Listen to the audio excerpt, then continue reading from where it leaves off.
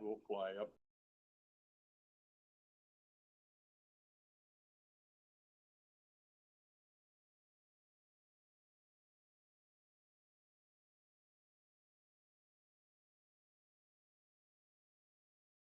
Then we do the inside passage down that west. No, we didn't. Jail. Did you remember it? That's right, in and out of Vancouver. I'm figuring that, you know. Y'all set there, Caitlin? Landslide, you don't have to beat them up, right? Yeah. Not quite there yet. Well, that's all right, you'd probably be able to spend more time and see more things.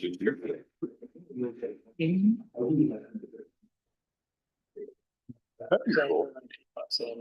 Sure, Okay. Here we go. yes, sir. We're going to call City Council regular business meeting to order. This is Thursday, October 16th, 2025. It is 6 p.m. Caitlin, would you call? Councilmember Baker.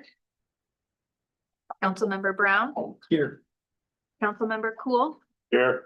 Councilmember Livingston. Here. Councilmember Meineke. Here. Mayor Phillips. I'm here. We do have a quorum, so we'll move on. Item number 2 is the Pledge of Allegiance. Would you please rise and say the Pledge of Allegiance with me?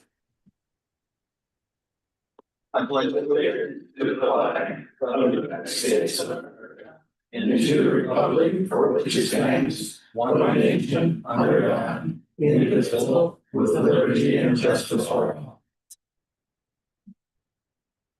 Okay.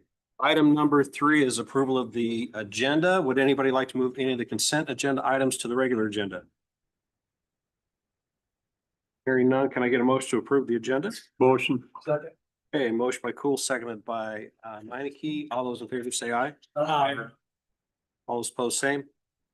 All right, motion carries. Item number 4 is welcome guests and public comment. Thank you for being at the meeting tonight. We appreciate you being here and appreciate your participation in your local government.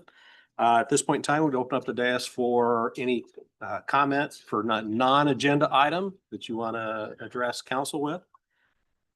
Realize we can't take action on those tonight because they're not on the agenda. That would be a violation of the open meetings law if we took action. We'll give you a 3-minute time limit. Also, if you have any comments on any item in the consent agenda item, now would be the time. Anybody, any takers? Seeing none, we'll move on to item number 5. It's consent agenda. Can I get a motion? Motion. Second. Motion by Brown, second by Cool. Caitlin, would you please call the roll? Councilmember Brown. Yes. Cool. Yes. Livingston. Yes. Meineke. Yes. All right, that motion carries. Item number 6 is old and new business for consideration, discussion, and possible action. Item A is a resolution approving the IRS arbitrage rebate earnings payment related to the city's 2021 A general obligation bonds. I'm just going to turn this one over to Jean for an explanation. Sure. Thank you, Mayor. We borrow money and then obviously we put it in the bank until we spend it and we earn a little bit of interest on that. The IRS looks at that to make sure we're not earning too much money. We're able to earn some money, but we can't earn more than we're allowed. So they look at the bond yield rate at the time that we issued the debt, and that was 1.57% for these 2021 A bonds. And then it looks at our interest earnings over the life of the time that we have that money in the bank. Sometimes it can take 2 to 3 years to complete a project from start to finish. It just so happens we borrowed this money in December of 2021, and then in 22 and 23, the market went crazy. Interest went up. To give you an example, May of 22, our money market rate was 0.75% earning interest. In September of that same year was 2.37, and then 14 months later, it was 3.84%. So we earned a good deal of interest. So we have to pay a little bit of it back, $15,000. It looks like we earned about $123,000 overall in the money, but we have to pay $15,000 back because it wasn't allowed. The hard thing for me to grasp with this whole process, because this is new, it's for larger issues. We've started doing that in the last 5 years. is that we actually pay interest every year on this debt, and they don't take that into account at all. So our annual debt on this is around 125,000 a year. They just simply ignore that. So we're not making any money. But we did get to earn a little interest. And so it's not a bad thing that we have to pay it back, and it's not a huge amount. But they did look at a couple other bonds, and we're okay there. We'll be looking at the next round, which is 2022, and we did put those in some T-bonds. So there could potentially be some payback there as well. But that's that in a nutshell. All right, thank you. Any discussion, questions from council? Or So when you public? say pay it back, that goes into the IRS then, or? Yes. IRS payment Yeah. due October 30th. It's not really paying it back. It's paying it to the IRS for some reason. Excess earnings, refund of excess earnings. Yeah, Sounds kind of hokey to me, but. yeah, it's a way for the IRS to make money. All right, any other questions, comments from council or public comment? Can I get a motion to approve the resolution as presented? Oh, Motion by Cool, seconded by Meineke. Any further discussion? Hearing none, Caitlin, would you call a roll? Councilmember Brown, Yes. Cool, yes, Livingston, Yes. Minneke, Yes. All right, that motion carries. Item 6B is a resolution ordering construction of certain public improvements, Legacy Area Street Rehabilitation Project.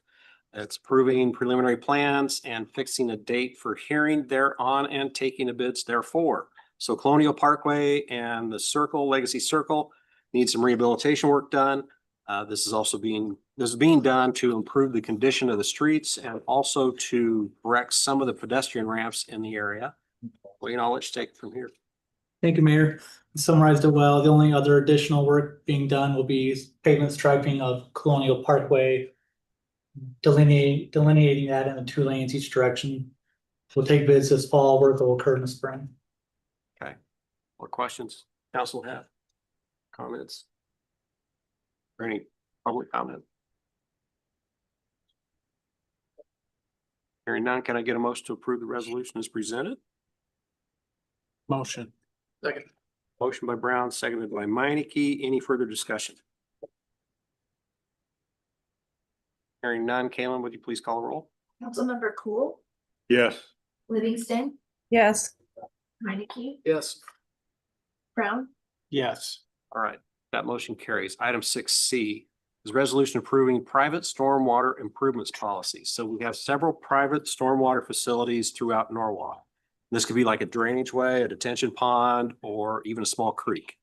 In some cases, the city has found value in supporting private stormwater improvements, yet we've not had a formal mechanism to financially support those types of projects.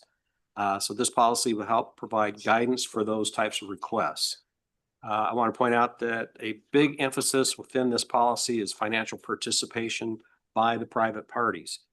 Past direction by council has been that we can help, but only if the private interest takes the lead through action and funding. In other words, we don't want the city to be the primary source of the funds. So Luke, I'll let you take from here. I'll do it. Yeah. Yep. So this came out of we've got some other programs for stormwater assistance that are just homeowner focused, rain barrels, small grant programs. But we did occasionally have times where property owners would ask for assistance with a bigger project that was bigger in scope than just something happening on their property. We didn't have a great mechanism, as the mayor alluded to. So what this essentially does is it gives us a policy on how we'll handle each one of those. It does require property owner participation. Essentially, the city just becomes one equal participant in that funding. So depending on how many people there are, the city just takes an equal share of that. We did cap it at $20,000 maximum for a single project, but did give a little bit of flexibility. Obviously, this is a policy. So you as a council, if you feel like through our budgeting process, you want to participate more, that would be something you could consider. But just as staff works on it and communicates with the public, we're generally going to try to stay around $20,000. and the way the whole project process would work is they would apply for it. We'd put it together, add it essentially as a CIP project for the city to consider at time of CIP development. You could decide to fund it and then participate at a year in the future, or you could decide not to. Questions, discussion from council? Is there an X number of requests in general that come in for this sort of stuff, Loop? Yeah, maybe one every couple of years. Okay, Yeah. yeah, just wanted to get a feel. And those requests are such that we feel there's been times where we're like, oh, we would like to participate. Yeah, I think, in general, making sure that stormwater situations work well, whether they're public facilities or private, Yeah. It's a general overall benefit to the community and making sure things work well. So, some of the claims that have come up, not claims, I don't know the best way to put it, but there's water generated on city streets. Yeah, And sometimes there's a thought if there's enough water that comes from city streets that flows through a private drainage way. Yeah. Is there a responsibility of the city to participate? Right. At least this gives you a mechanism, even though it's private, if you chose to assist, you could. And sometimes it could affect like whole neighborhoods or several property owners, across that might be a consideration. I like this because it's simple. And it kind of acts like, well, the rehabilitation program we got yep, a little for bit. the houses and stuff, right? Yeah. But there won't be a separate board for this.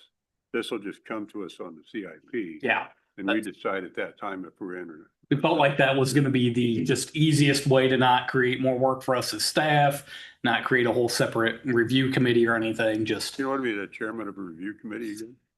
I'm good. I like it. I think it's pretty good. Anything else for public comment? Hearing none, can I get a motion to approve the resolution as presented? I got a motion by Brown and Cool. Anybody want a second? We'll just say a second by Brown or Cool. Hey, you can make mine do a second. He's right. pretty quiet down there. I don't always hear it. Any further discussion? Hearing none, Caitlin, would you call roll? Councilmember Livingston, Yes. Minneke, yes. Brown, Yes. Cool, Yes, All right, motion carries. Item 6D is a resolution to fix a date for a public hearing on proposal to enter into a water revenue loan and disbursement agreement and to borrow money thereunder and a principal amount not to exceed $6 million. So it will cost approximately $6 million for our buy-in to Central Iowa Waterworks. We need to set a date for the public hearing on borrowing the money for the buy-in. And this item probably should have been on the consent agenda, so I would entertain a motion to approve the resolution. motion. Second. Okay, motion by Cool, seconded by Minneke. Caitlin, would you call roll?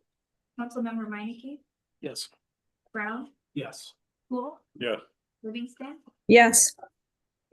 All right, that motion carries. Item 6E, it's first reading of an ordinance amending chapter 92 water rates and chapter 177 rates and fees of the Norwalk Municipal Code, providing for amended secondary or irrigation water rates. So earlier in the year, council decided to establish a tiered rate structure for irrigation water rates. There were some unintended consequences to that action, so staff is suggesting to move to a flat rate for irrigation water meters. We are also starting to see attention drawn to irrigation across the metro as cities are seeing the cost of adding capacity through Central Iowa Waterworks, which is our regional water authority. So Jean, take it away. I'll just come up to the presentation. Gene, if I'm not keeping up with you on this, just let me know. Okay, you can just go to that first slide if Okay. you want to. I don't want to repeat what the mayor said. He mentioned that we went to that 3-tier schedule. We are requesting, staff that is, that we change this to a flat 1.5 rate. We have decided that the tier levels gallons were probably too low. Did a little bit of research and it looks like, it's based on frequency, duration, meter size, lawn size, and weather. So those are all just kind of factors. Also HOAs kind of came into play, and we'll talk about that in a minute. Yeah, they just doing in general research, if you irrigate one time a week, it's anywhere up to 5,000, twice a week can be 17,000. 3 times a week can be 12 to 15,000, and daily can get you up to 38,000. So you're trying to be a little more reasonable as far as maybe what we would charge in that regard. And again, irrigation, we're not trying to increase revenues and make money. We're just really trying to recover our costs as much as possible, as much as reasonably possible. So that's part of this. So I'm going to talk about, as the mayor mentioned, the metro cities are going to be talking about this a lot. They're in the same boat we are. Irrigation is a big expenditure. So I just kind of thought we'd give you a little bit of comparison. There's no consistency across the board at this time, but we just thought we'd show you. Clyde has a scale looks at up to 10,000, 10 to 30,000, and above 30,000. So quite a bit higher than what we had. And they're at 15% higher for those first 2 ranges and 33% higher for their rates. Ames, they do theirs in cubic feet. I tried to break that down, convert it. They do 15,000, 22,000, and 37,000 gallons. And they get pretty high. They do 44% at that first range, 1.65 times, and then 3 times when they get to that high rate. So they take it serious. Polk City is 70% higher. They really came out of the gate hard there. Johnston and West Des Moines are both about 25% higher than their base rate. That's just on a per thousand. They don't have a tiered. Johnston, did I say John? No, Urbandale is 15%. And then of course, you know what we are. We are 1.25, 1.5, and 2 times at this point. I will say under the old, well, I should say under the current rate at 6,000 gallons, someone would be charged with irrigation $77.91, and that would be the per thousand rate plus the availability fee of $11.25, and that's on a 1-inch meter. Our meters are different based on size, but most irrigation meters are 1 inch. We do have 1,268 total meters. So the old meter, or the current meter, I gotta quit saying that. Current meter $77.91. If we did the 1.5, it would be $91.17, so a difference of $13.26. On the 9,000, the difference would be 127 to that down. The one are you talking about? I'm talking about the 9,000. For some reason, I didn't write down the new rate. And then but I did for the 24 and 36. Can you figure that? That's embarrassing. For 9,000 right now, it's 127.38. I think I figured it on my computer, but I forgot to write it down. I'll come back to For that. how many total gallons for the 9,000 9,000, it's gallons? a 1332 that. plus 1125. If I had my phone, I'd calculate it really fast. Right 1332 now. times 9 plus 1125.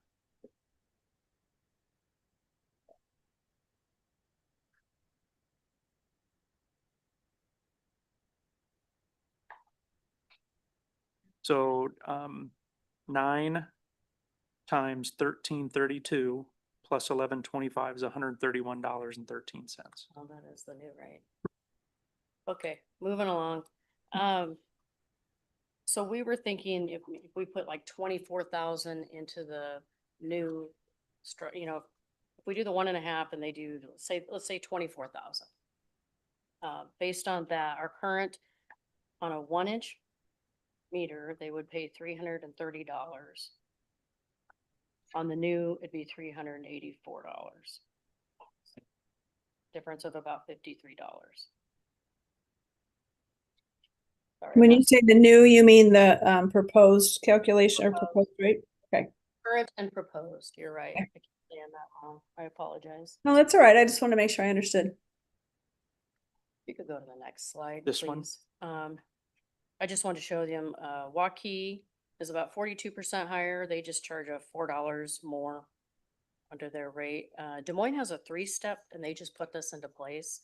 They really don't have irrigation. They just take the highest rate. Anything over 9,000 gallons, they charge at $10. They just put that into place in February. And Again, Gene, I think all of these rates are gonna change. yeah, during several of the city examples, I sat in a room, a centralized waterworks meeting with several of the metro managers. And when irrigation came up, Clive, Johnston, Waukee, Des Moines wasn't there, but I've heard from Des Moines that they are all considering significant changes to their irrigation rates. Significant being raising them. Yes, right. Correct, because of, I should clarify, yes, raising them because going into centralized waterworks and purchasing that capacity, there's a little bit of sticker shock for some folks. I Right. mean, the Saylorville expansion is 150 million. The next expansion after that's gonna be 300 million. That's 10 years down the road, but it's big, big numbers and it's basically due to irrigation, Yeah, the need for those expansion, right? right? Okay, so do you wanna go to the next idea for a flat rate? Yep. So moving to a flat rate, we thought would address a couple issues. It would treat all irrigation users the same. It would eliminate the HOA versus individual meter dilemma. Luke attended some HOA meetings and met with these folks. And would you like to speak to that a little bit? Yeah, briefly, one of the problems with the tiered structure is that most of the HOAs, most of their usage ended up in the 2 times the rate. But yet it's an HOA, it's 1 meter that serves in some cases 30 to 35 homes. So there's some economies of scale there. Well, if most of the gallons you're running kick you over that top tier, it seems like you're being penalized compared to other systems on an individual basis. So again, I'll repeat it. It seems like they were being penalized because they were a larger group altogether. So it was, Sorry, go ahead. so it was one of the factors that came into play. Now we told them, well, but you don't have 30 individual meters all paying the base rate. So we had a little back and forth. Ultimately, we pulled the actual consumption from each one of these HOAs and ran a comparison if they were all individually metered under that tiered structure. And there ended up being a pretty significant additional per unit cost, per month cost, enough that we ourselves said, this probably wasn't the intention to impact those HOAs in that way.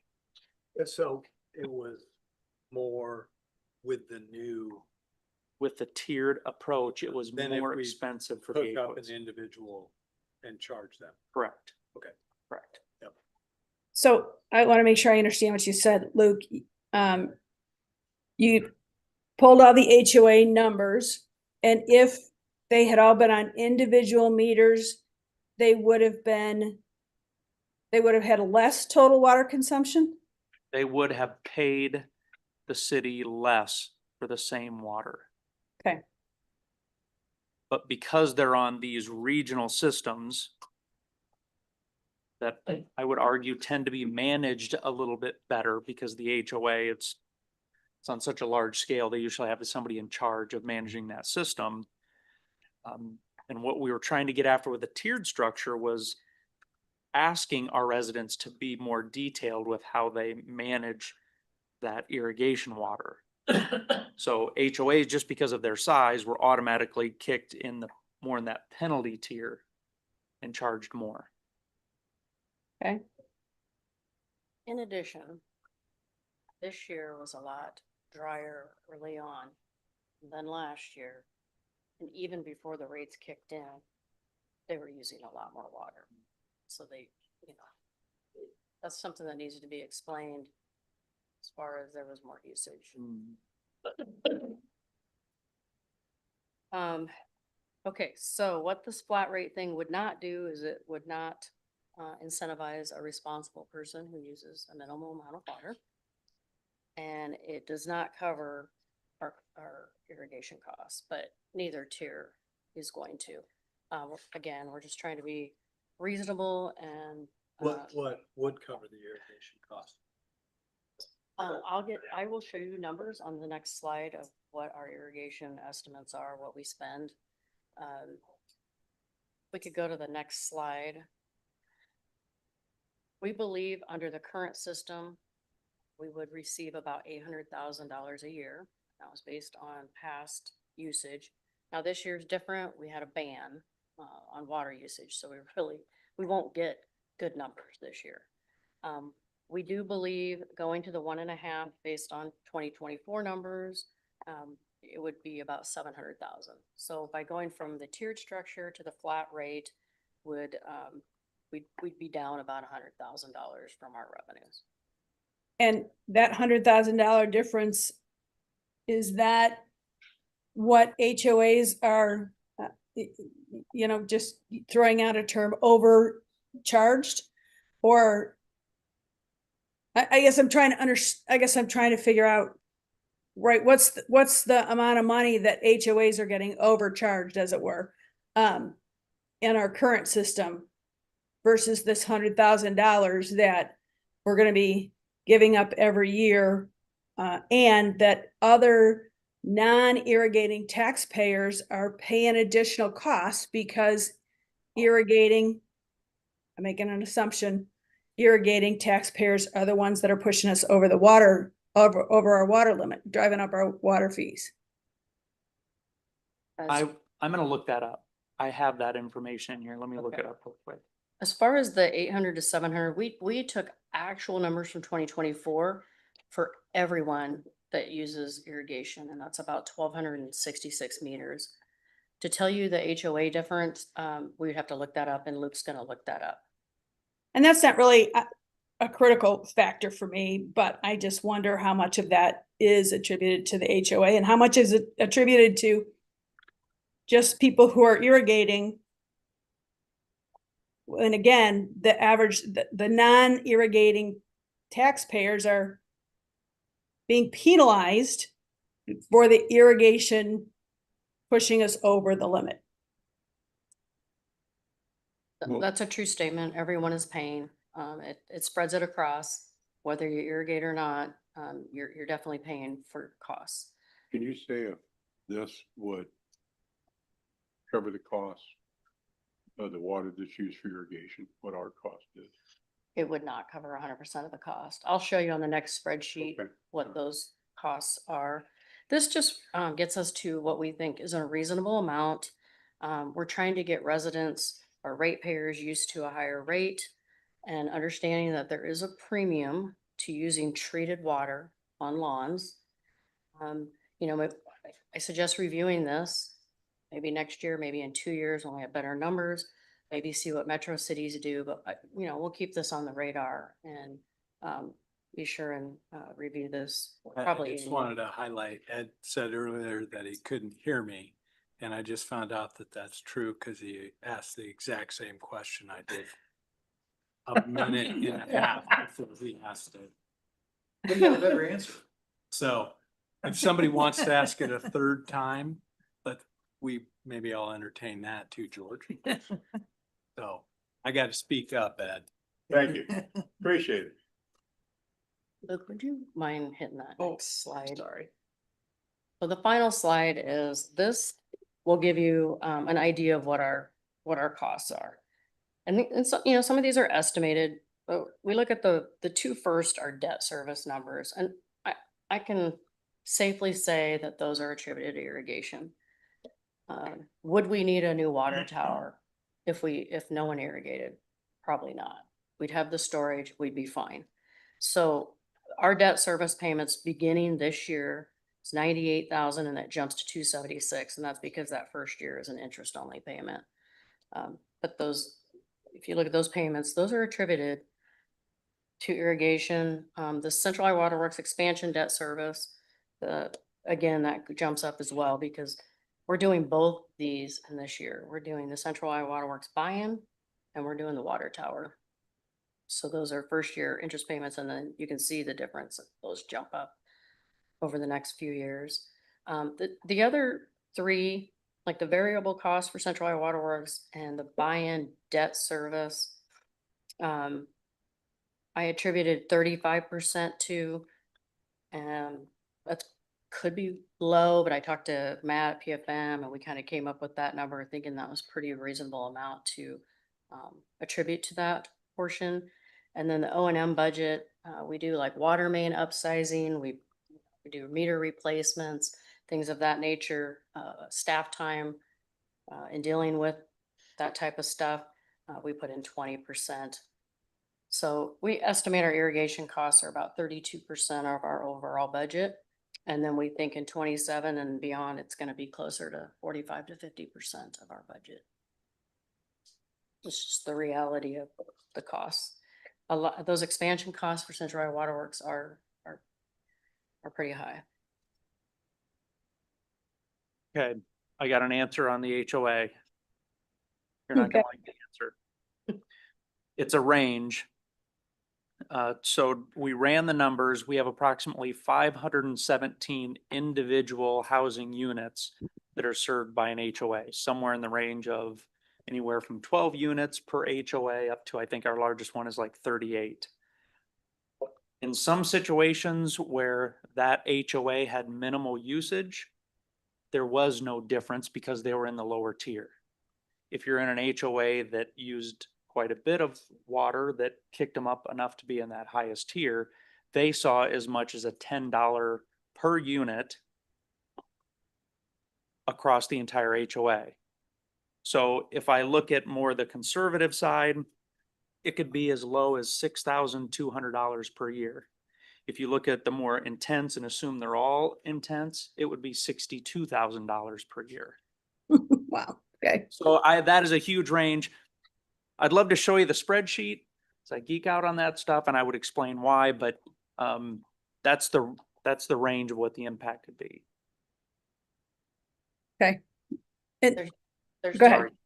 There's no consistency. I mean, some people will irrigate 5 times a week. Some will only do it 2 times a week. The weather, there's just so many factors. Right, yeah, I get all the variables. I'm just trying to figure out a way that the people who don't irrigate at all aren't paying for the people who are irrigating every day. And I don't, right? I mean, maybe we, this seems a little radical, but maybe we write a policy that says you're not allowed to irrigate every day. You can irrigate every other day, and that's it. And we see then where our numbers are. Jackie, that was one of the big discussions we had with Central Iowa Waterworks. We talked about coming up with, I think they call them purple lines. And so it's a completely separate water distribution system that doesn't have to be potable water that supplies irrigation.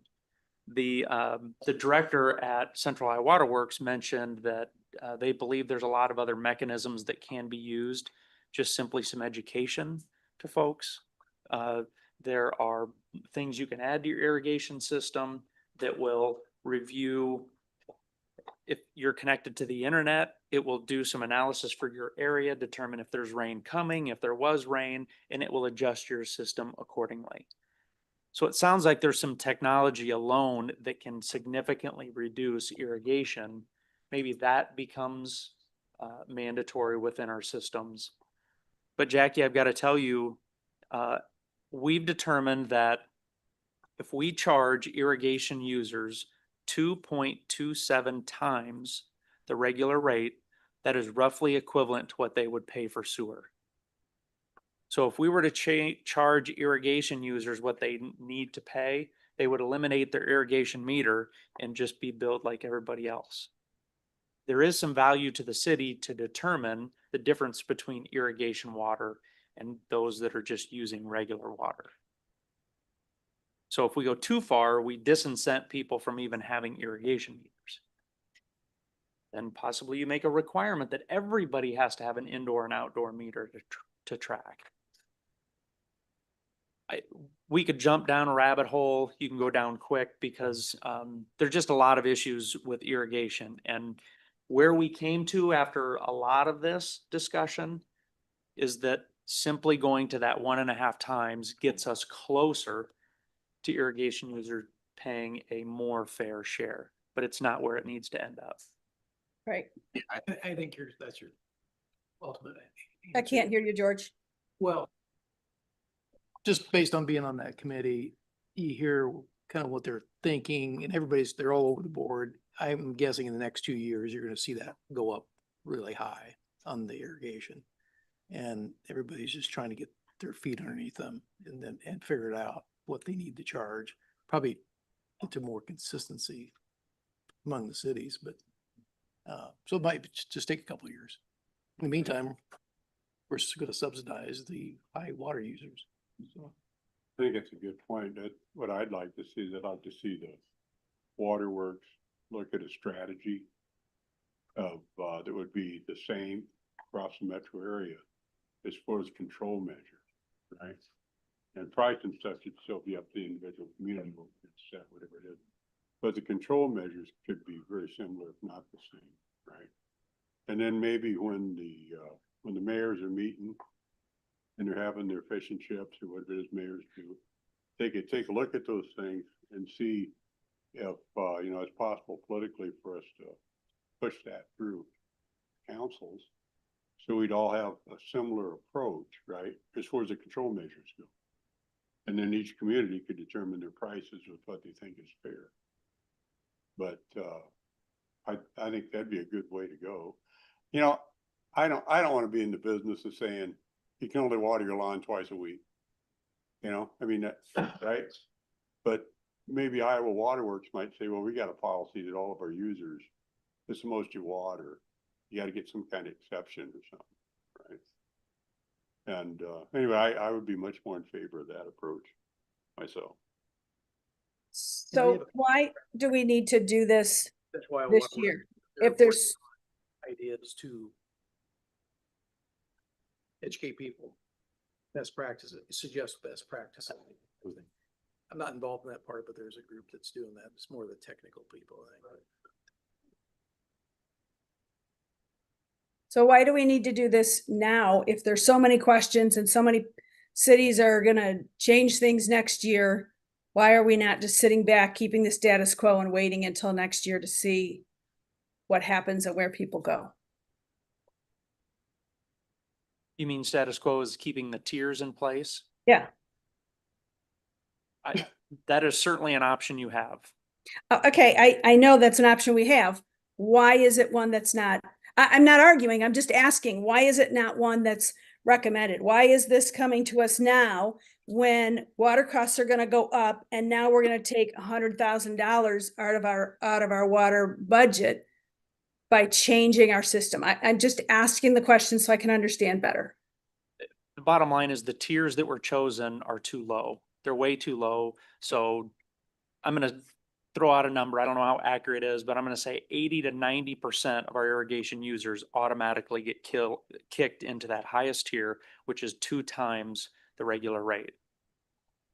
And arguably that is a big jump to make in 1 year. And do they But we're already there. do they Sorry, pay- Jason. no problem, Jackie. Do they pay 2 times on the whole thing? Yes. So it's not like a tax situation where you pay this much and then on this extra you pay this much? You're right, it is. It's an inclining. It Yeah. is, but arguably, as soon as you go past 1 week of usage, everything beyond that is paid at double the rate. Right, That's what but I'm as soon as the city goes past 1 day of overage, the entire rest of the year, we pay that elevated rate. Right? Well, it's, The first time we go over our allotted amount, the whole rest of the year, we pay the elevated rate. so the blended rate went away when we joined Central Iowa Waterworks, and we are now purchasing capacity. So arguably, there's not really we just have a total amount of water that now we're granted. And Wayne, I want to say that's 4.1 million gallons compared to the 1.9 million gallons of purchase capacity we used to have. Well, now we can exceed that. It's not until we exceed the 4.1 million gallons Right. before then we're paying some other communities that have excess capacity. There is a higher fee that is paid if you go over, I believe you have to go over 3 days in a row to incur that. It's, a few years ago, we had an issue with hydrants being open. It was a 1 day one-off. It's to avoid that. It's customers that repeatedly go over for a few days, then you pay a higher rate. There's a fee associated with that. Okay, so earlier, one of the earlier slides gave, in 2024, we went over four people went over. In 2023, 12 people. You know what slide I'm talking about? We went over several times, when we were at Des Moines Water Works, we did, and we had to pay a blended rate. Right. A premium for that. Now with Central Iowa Water Works, that really doesn't apply Okay. until we go over 4.107 million gallons, which is more than double what we had. And we haven't gotten there. Is it?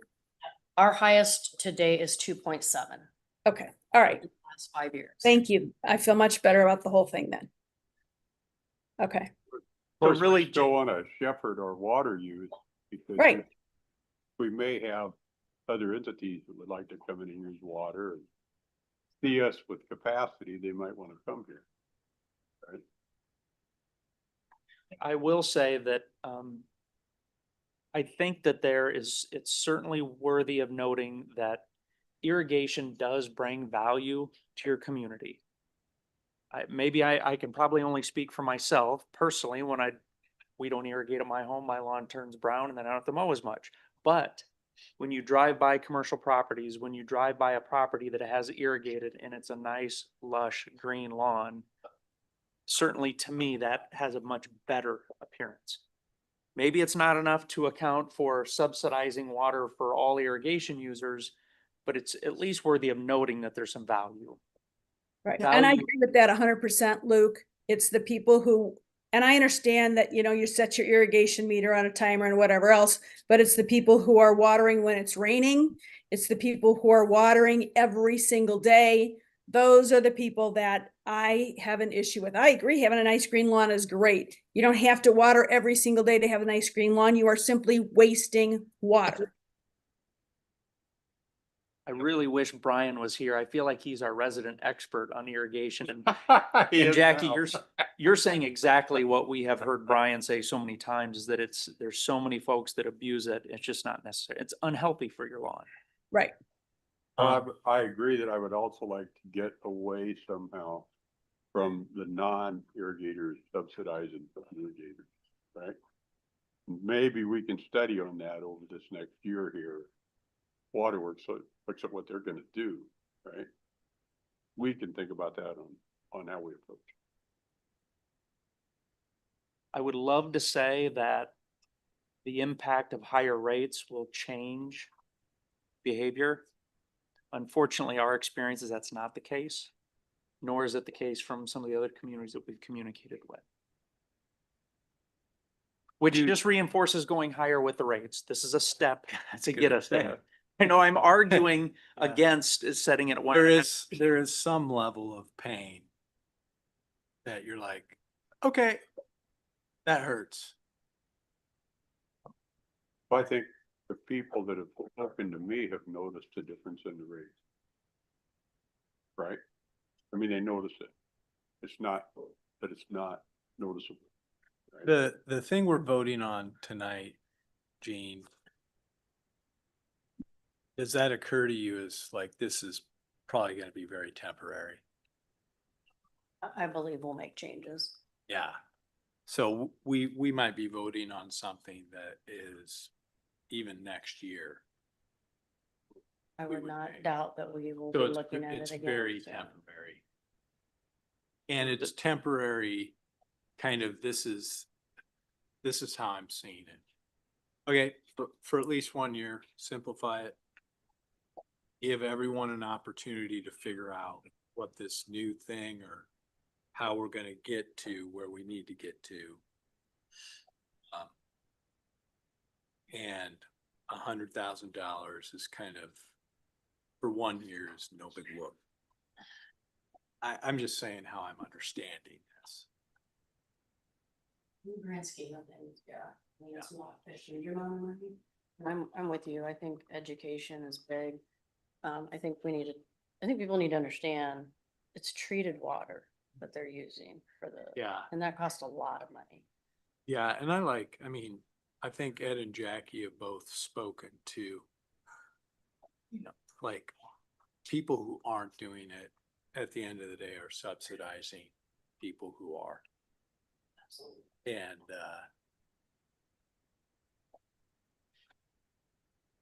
that's probably a good thing to address. You know, I heard that. That was pretty clear. I bet you liked it too, Ed. It's philosophical, I mean, we can change it, we cannot change it, it's completely up to you guys. It definitely would be easier to calculate, easier to bill, Yeah, that- whatever. but- Well, but we don't Jackie do it asked, for that you know, reason, why we're are we already even there, so. entertaining this, right? And Hmm. I understand her question. I think, again, what I'm hearing is we're entertaining it just to make it easier for the moment. And recoup more from irrigation users. The tiered rate, yes, that was different, but compared to even the pre-tier rates, this is bringing back more dollars to offset the cost of irrigation water. Still a step in the right direction. Other questions or comments? Any public comment? Hearing none, can I get a motion to approve the first reading as presented? Motion. Second. Okay, so motion by Cool, seconded by Meineke. Any further discussion? Thanks for the presentation. Yeah, thanks. Yeah, Kalen, would you call a roll? Councilmember Brown, Yes. Cool, Yes. Livingston, No, Meineke. Yes. That was carried. Item 6F is a second reading of an ordinance amending the official zoning map of the city of Norwalk, Iowa by rezoning 1.6 acres of 8481 45th Place and 8485 45th Place from AR Agricultural Reserve to RE1 Single Family Real Estates. So at our last meeting, council approved this rezoning, the first reading of this ordinance amendment. Luke, you got anything to add? Nothing new to add. Any questions or discussion from council or public Motion. comment? Second. So I got a motion by Cool, seconded by Meineke. Kalen, would you please call the roll? Councilmember Cool, Yes. Livingston, yes, Meineke, Yes. Brown, Yes. All right, that motion carries. Item 6G, Envision 2035 Highway 28 jurisdiction discussion. So Councilmember Cool has put together a committee to look into our Envision 2035 goal of taking over jurisdiction of the portion of Highway 28 that runs through Norwalk. Ed, what'd you find out? Well, I mean, it was good working with smart people. That was all right. Found out some interesting things. The state has a policy that it won't allow adaptation of sections of a highway that cuts off other sections. So for us to be able to adopt the highway, even if we wanted to, we'd be dependent upon our neighbors, either Warren County or the city of Des Moines, to adopt a section of highway. Now, I contacted both of them, as the staff also contacted the staff that work for those entities. We got the same answers, so I assume it's pretty reasonable that that's their positions. And they're not interested in adopting a section of the highway. So, given the state's policy, it would be unlikely we'd be able to do it now anyway, so it kind of takes it off the table. But we had discussion as a committee on the value of doing it if the opportunity presented itself. And the recommendation, as a matter of fact, unanimous recommendation of the committee was not to do it. And some of the reasons why were because the property adjacent to the highway is already pretty well being developed out. A lot of the changes that we may want to make, we could probably get them done through working with the state. And that was one thing I was hoping to learn from our discussion now tonight, is what we were hoping to gain if we were able to do that, right? What we're hoping to gain, and is there another way to do those things we're hoping to gain? And then as we push back in our chairs a little bit, we got to thinking about the future and where would be the best place to focus. And we discussed creating access avenues, access ways, and economic development ways. By that, I mean, you know, we're already looking at potentially putting a street or highway along the south side of the North River. And so we had discussion of maybe exploring, partnering with other communities to take a look at it, an access route and development route that might go from Highway 35 back up to 80 east of the Des Moines Metro. And if we focused on that, likely over a number of years, I mean, I don't know how long it would take to develop that. But if we approached it as a partnership with other communities, we could probably present a plan to the Metro Area Planning Organization and see if we could seek their endorsement or approval of the project. And that likely would cause us to have potentially a pretty good development area, pretty good potential for economic investment, and certainly open up a larger area, you know, for us to work with. So in closing, Mayor, I guess my question would be, what does the council believe that they could gain by acquiring the highway? And are those things something that we could find another way to satisfy?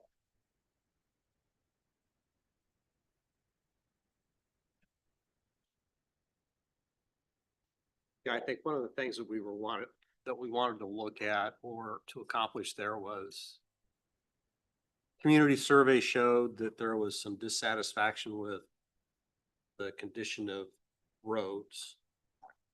I think the assumption was that was Highway 28. And You talking about the trafficability or maintenance of the road surface? Yeah. Or yeah, Maintenance. and so and I think Highway 28 is slated for reconstruction in 2033, 2034. yeah, something around like there, that. right? Yeah. You know, after that, if we could take it over, we could maintain it at a higher level than what the DOT seems to be maintaining it at, and maybe bring that satisfaction level of our residents up a bit. Well, it's possible they may change their policy, or the adjacent jurisdictions may change their mind Right. by that time. I guess I'd suggest then that we might just kind of put it on the table and you know, when that time starts rolling around close, take another look at it. Okay. So the recommendation by you guys was to take no action at this time, do not acquire the highway. But you, instead of completing the goal, so to speak, you just want to table it and look at it later, at a later date. Yes, sir. Okay. Can I get a motion that says that? Okay. All right. I'll second his motion. Well, since it's your committee, I'll give the motion to you and give George the second. Well, that's pretty nice of you, Mayor. I appreciate it. Any further discussion? Usually Brown tries to jump in there. I know. All right, Galen, would you call roll? Councilmember Livingston, Yes. Minneke, Yes. Brown, Yes. Poole, Yes. All right, that motion carries. Item 7, future agenda items. So the purpose of this item is for council to give direction to staff by way of motion to have items placed on a future agenda. It's not for the discussion of the merits of the subject matter. It's just to get it on there. So any future agenda items for tonight? What are you thinking about? Well, I like, you know, what Ed was talking about with doing work on, okay, staging out, where we want to get to with water rates over time. So I don't know if there needs to be anything formal, or if that work's just gonna happen regardless. I think that what's gonna happen. So, and I think we're gonna have a lot more feedback from other Central Iowa Water Works Yeah. members. Great. So that we have a more metro-wide decision on. That'd be good. You are arguably gonna get more feedback from us than you even want on that subject. Great, okay, no problem. Okay. Anything else? Mayor, I do have something, I know this is for council, but I want to bring this up because of some requests that have been coming in as far as being on future council agendas. Okay. I've been taking your lead and recommending, when we have somebody contact us about social service, some kind of donation, I have been consistently telling folks to come in under the comment section. They have 3 minutes to present whatever type of request they would like to be put on a future agenda.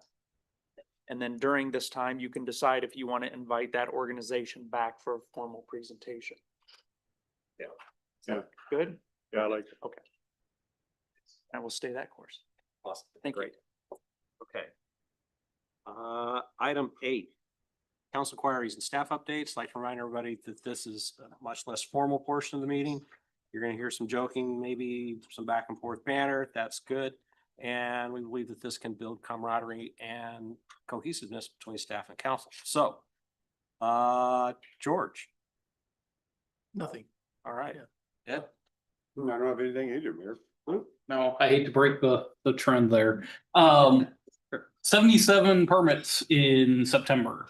So we had the Callaway project come in with 50 townhome permits.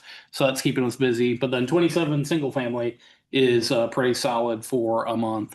So getting that Saddle Ridge subdivision done, that's really where a lot of we're starting to get stuff going.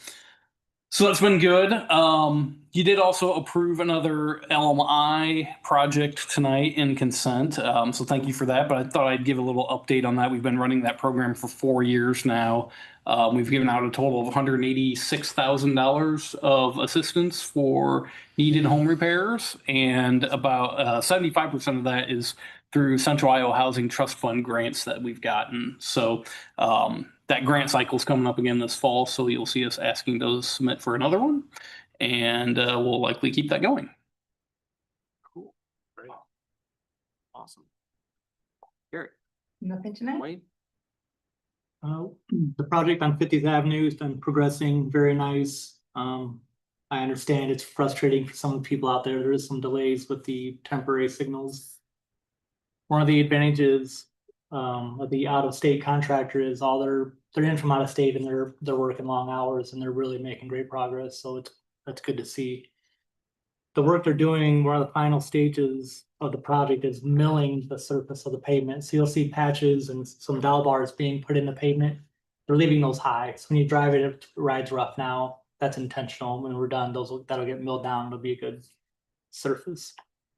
And then work on Echo Ridge Trail starts next week. There's asphalt patching and overlay on Echo Ridge Trail north of Beardsley, which is FYI. Thank you. Thank you. Mr. Firemark. Yeah, a few things for you. We wrapped up Fire Prevention Week last Thursday with our annual open house, and we had over 700 guests come through the door. So that was our largest turnout for us ever. Also, the Safe Haven Baby Box blessing ceremony is scheduled for Tuesday, November 4th at 3:00. And then our ladder truck is officially out of service right now due to some issues that we're having. The truck is 20 years old and it is in the 2028 CIP to be replaced. However, Chief Porter will be coming November 6th, bringing you a proposal to remedy this situation. So I just kind of wanted to give you a heads up for that. And that's about it. Thank you. Chief. Yeah, you noticed in the monthly report from the police department, under the reported crime section, our property crimes have been increasing this year compared to last. Some of that is theft. We've had several car burglary series throughout the summer, almost all of which were solved. 2 of the series were local people, and 2 of them were out of town people. But what was significant as an increase was the number of stolen cars. In 2023 and 2024, year to date, we had 0. And so far, year to date, we've had 10 this year. So a little analysis of that to see if there was a trend or something we could do to try and prevent them indicated that of the 10 that are reported, it's really 9 from Norwalk. One of those reported is a recovery from Des Moines. In that instance, a young man stole a car in Norwalk, drove it to Des Moines. It broke down, and when he needed to come home, he stole a different car in Des Moines and drove it back to Norwalk. And so that was all reported in one incident, but it has 2 stolen cars, where in Norwalk was actually 1 stolen and 1 recovered. 3 of them were unauthorized use situations where it was a civil issue twice, and once was a criminal issue, divorces or brother using a car that wasn't supposed to. 2 of the stolen cars were charged. People arrested.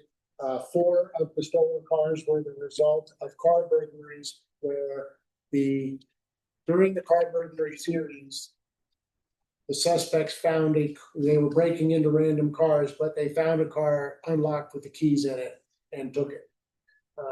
So the lesson is, don't leave your keys in your car and don't leave it unlocked, and then it'll probably not get stolen. Because 4 of the actual stolen cars were the result of the key being in the car and it being unlocked. And that's all across the city. There's no one geographic location where that's concentrated. As our property crimes have increased, we've also had 397 more calls for service year to date this year compared to last. So our business is increasing at the police department.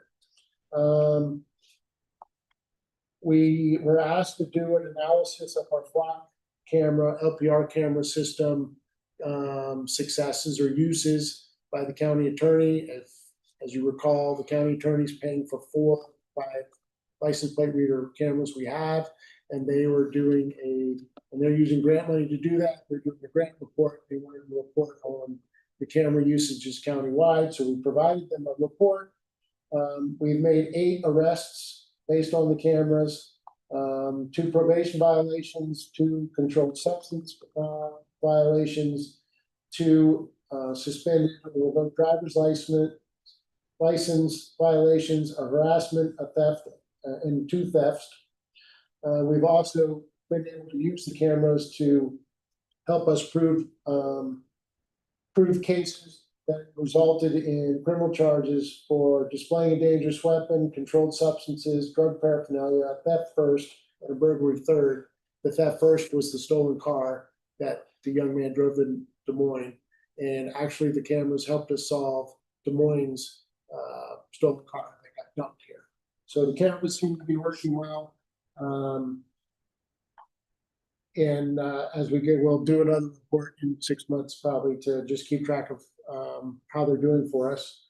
And then lastly, I wanted to say that on Friday, I was excited to receive an email from the Department of Justice and telling us that we were awarded the COPS grant that I applied for back in June.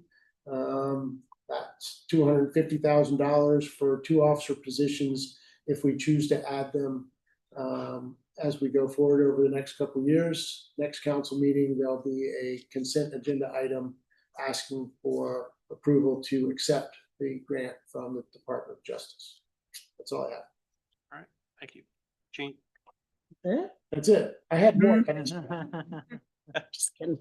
Just one item. The auditor will be here next meeting to present the audit. Great. For fiscal year 25. Cool. Thank you. Shawnees? No updates. Lindsay? Nothing tonight, thank you. Kayla? Jason?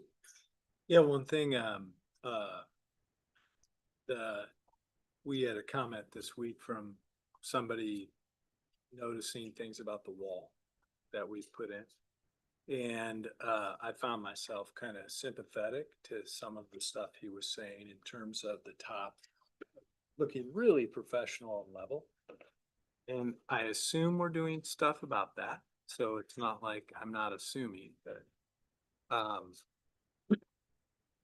I would also hope that the company we employed would figure out how to make that right. You know, you brought this up, you emailed me earlier. I just received a text from the engineer and he said, if the question is about the caps, we are doing a punch list walkthrough next week. So I have communicated with that engineer on the project, and I think Lindsay's been working on it a little bit as well, that there seems to be a few things we just want to make sure we're double checking and make sure the quality control is where it needs to be. But that engineer is double checking those things. So hopefully we'll see those things improve and corrected. Great. I mean, it's just such an important project for us. We finally did it. And it would feel bad to me. And when I drive, you know, it's like, there are some clear places where I'm like, who put that? Like, how did we decide that this was a good, you know? Yeah. So. Good. All right, Jackie. The wall does look great in my opinion as well, and my wife wanted to make sure that I mentioned that out loud. Okay. So she might be getting an email at the city too. All right, Jack. So notwithstanding my vote against the water rates, I really do appreciate all the information, all the work that went into getting us all that information. So just want to say thank you. All right.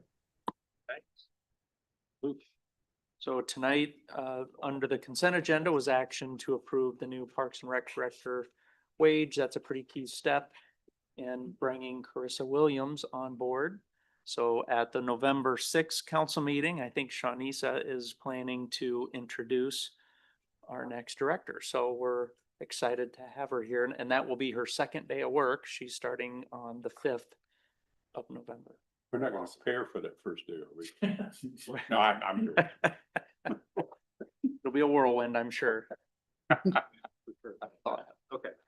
So I went to the, there's Metro Advisory Council meeting on Tuesday. The main topic there was scooters, e-bikes, and trail bikes. Yeah. That, and my understanding is that the MPO was there to present as well. The MPO is looking at model ordinance. The Metro Advisory Council is going to look at model ordinance, and Plexa, which is Law Enforcement Executive Association. okay. Wow. That's a mouthful. Yeah. They are going to look at model ordinance as well as far as regulating scooters, e-bikes, and mini bikes, I would call them, on trails. I would already say that mini bikes are already illegal and they are going to stay illegal.